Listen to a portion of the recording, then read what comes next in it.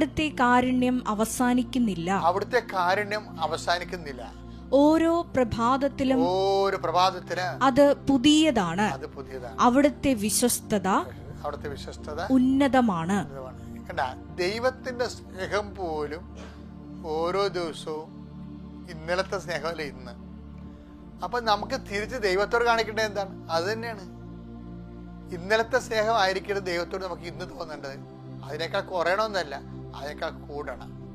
അതാണ് ഈശോ പറയണത്, പുതിയ വസ്ത്രം പഴയ വസ്ത്രം പോലെ ആക്കരുതെന്ന്. കാര്യം ഇവിടുന്ന് പുതിയ വസ്ത്രം കീറിയെടുത്തിട്ട് പഴയ വസ്ത്രം കൂടെ ചേർത്ത് വെക്കരുത്. നിങ്ങൾ ഇവിടുന്ന്, അതായത് അപ്പം പുതിയ ഡാമേജ് ആവും, പഴയതും ഡാമേജ് ആകും. അപ്പം അതുകൊണ്ട് ഉടമ്പടി ഒരു പുതിയ സ്നേഹമാണ്. ഓരോ ദിവസവും പുതിയ സ്നേഹത്താൽ ദൈവത്തെ സ്നേഹിക്കുമെന്ന് ദൈവത്തിന് തോന്നിയാൽ പിന്നെ നമുക്ക് ജീവിതത്തിൽ തിരിഞ്ഞു നോക്കേണ്ടി വരത്തില്ല. കർത്താവ് നമ്മളെ അനുഗ്രഹിക്കട്ടെ. Praise the Lord.